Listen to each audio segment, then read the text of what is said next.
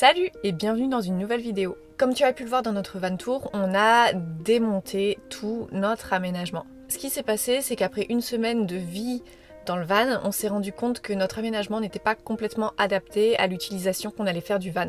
Il n'y a rien de mal en soi avec l'aménagement comme il était au départ, et en fait, pour une utilisation en vacances, c'est parfait. Vraiment parfait. Mais pour une utilisation un peu plus intensive, avec potentiellement des jours de pluie, le couvre-feu, simplement le fait qu'on n'ait pas forcément toujours envie de sortir, en vacances on est beaucoup plus dehors, mais des fois on a la flemme. Le fait que Vincent ait un boulot où il doit être présent dans des horaires classiques où les enfants sont réveillés, et aussi avec l'instruction en famille, tout ça, ça fait qu'on a besoin d'un peu plus d'espace dans la journée et d'espace intérieur. Donc aujourd'hui, je vais te parler de tout ce qui ne va pas dans le van et de ce qu'on a fait pour l'améliorer. Donc on est parti gaiement en van tous les 5 et après 2-3 jours ensemble, un matin Vincent et moi on s'est retrouvés à discuter de ce qu'on pensait qui pouvait être amélioré dans le van. Et magie du couple parfait, on était arrivés aux mêmes conclusions. La table du salon, elle est trop grande. C'est super, quand on l'a conçue, on s'est dit une table XXL, c'est génial. Pendant qu'on roule, les enfants, ils ont accès, voilà, ils peuvent poser leurs livres, ils peuvent dessiner. Sauf que dans la réalité, déjà ça rend l'accès difficile au placard du haut. C'est compliqué pour les enfants d'accéder à leur place quand il s'agit de prendre la route. Ça rend aussi l'accès à la cabine beaucoup plus difficile, alors que l'accès facile à la cabine, c'était un des points les plus importants pour nous, et là on se retrouve avec une grande table qui prend tout le chemin, c'est vraiment pas génial. Quand on doit partir et qu'on veut vérifier vite fait si les enfants sont bien attachés, si toutes les fenêtres sont fermées, on est coincé avec cette table et ça ne facilite pas le pivotement des fauteuils non plus, donc c'est un peu galère. Et puis aussi avec les enfants c'était un peu compliqué quand ils montaient dans le van, parce qu'il y a la marche et la table qui arrive juste derrière, donc si on trébuche on se prend direct la table dans la tête. C'est arrivé, en quelques jours c'est arrivé 2 ou 3 fois à la petite, donc bof. Donc on avait deux solutions, soit on essayait de perfectionner notre maîtrise de la lévitation. Moi j'ai un peu du mal, j'avoue. Les enfants c'est plus facile, surtout quand je leur donne une bonne poussée de départ, mais... Et l'autre solution, c'était de remplacer le système de la table. Donc, au début on s'est dit qu'on allait simplement la couper, mais là ça devient dommage parce que elle a plus trop d'intérêt. Elle devient vraiment toute petite alors et... autant pas en avoir. On s'est aussi demandé si on n'allait pas avoir un système qu'on peut simplement démonter et remonter, donc pouvoir enlever la table au besoin.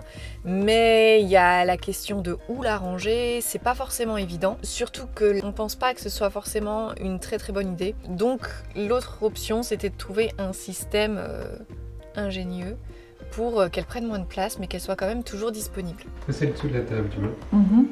Ici, ça c'est la planche dessous, ça c'est la planche qui est au-dessus. Si ici, il y a un truc comme ça pour le retenir. Ici, il peut y avoir un pied qui est simplement plié et qui est accroché ici avec la quille. Du coup, quand tu le sors, tu glisses la table, au pied, tu le défais quoi. La fenêtre qui est ici, tu as la table qui est ici. Ouais. Et tu peux la replier. Ouais, c'est très bien ça. Combien de temps de boulot? 1 heure.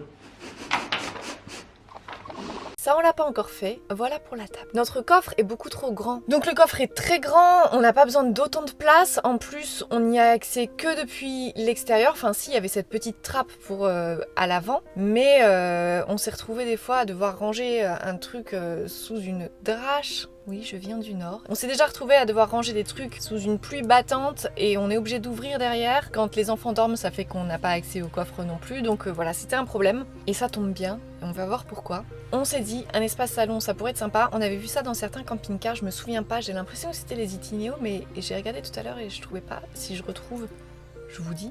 Et comme en plus, on avait vraiment de la marge avec le coffre, on s'est dit qu'on pouvait facilement baisser notre lit. En faire un canapé convertible en lit et donc avoir un salon vraiment vraiment cool à l'arrière, voilà. Donc on a calculé quelle place il nous fallait pour que ce soit à l'aise, pour être assis, donc ça passait, etc. Puis en fait après on s'est dit, tant qu'à faire, pourquoi est-ce qu'on ferait pas un lit escamotable pour le lit du dessus, c'est-à-dire un lit qui se monte et qui se baisse. Donc ça c'est le plan qu'on s'est dit pendant qu'on était en voyage. Et comme on devait rentrer pour faire le contrôle de l'instruction en famille, on s'est dit tant qu'à faire, on reste un peu et on y va. Donc on s'est retrouvés à démonter notre aménagement. Je vous jure, ça fait mal de se dire punaise mais qu'est-ce qu'on est en train de faire quoi. Enfin... Allez, je vous montre un peu quelques images de l'aménagement.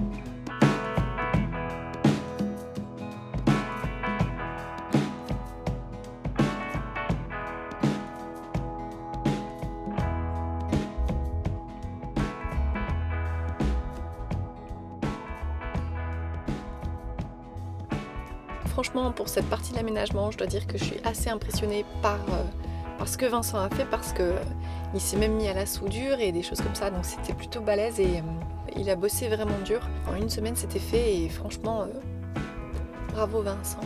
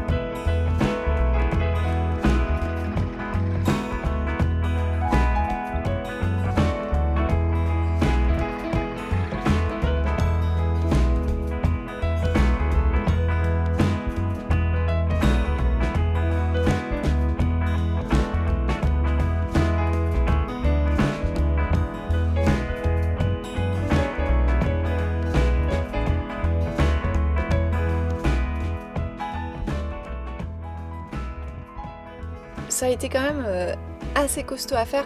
Alors au départ, toute la structure était en métal et puis finalement quand est arrivé le moment d'actionner le mécanisme, je n'avais pas la force physique de lever le lit, donc c'était quand même un problème. Donc Vincent a remplacé le métal par de l'aluminium, enfin pas tout le métal mais une bonne partie. Et maintenant c'est bon, je peux le soulever.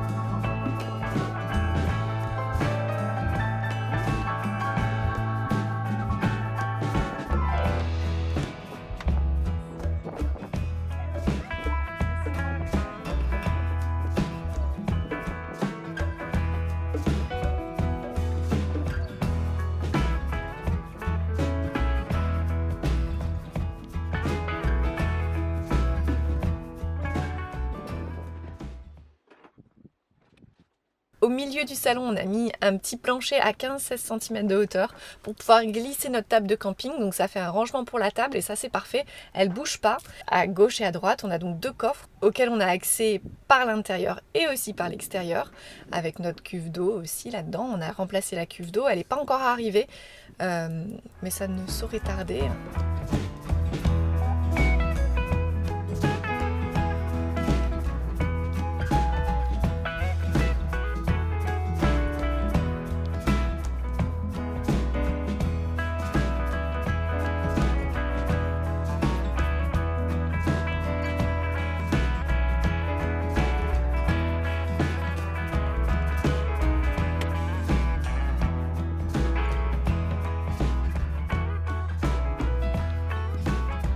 À l'heure où je tourne cette vidéo, on n'a pas encore totalement fini. On doit encore couper le matelas du dessus pour qu'il puisse se plier justement quand on remonte. Donc je suis désolée, je ne peux pas vous montrer le résultat final, mais c'est l'occasion de faire un van tour à jour avec nos améliorations, la table devant, le salon, les nouveaux lits finis. Et je pense que ça pourrait être sympa. Ouais, je te vois. Non, n'ouvre pas. Donc voilà, c'est terminé pour cette vidéo. La semaine prochaine, je commence officiellement la série sur l'homologation. Donc si tu aménages un van et que tu dois l'homologuer et que tu as des questions sur l'électricité, sur la répartition des charges, sur le barré rouge, sur toutes ces choses, n'hésite pas abonne-toi et puis du coup je ferai un petit van tour sur le van enfin terminé. Bref, merci d'être de plus en plus nombreux à suivre nos aventures sur cette chaîne, ça fait plaisir. Et puis à très vite alors.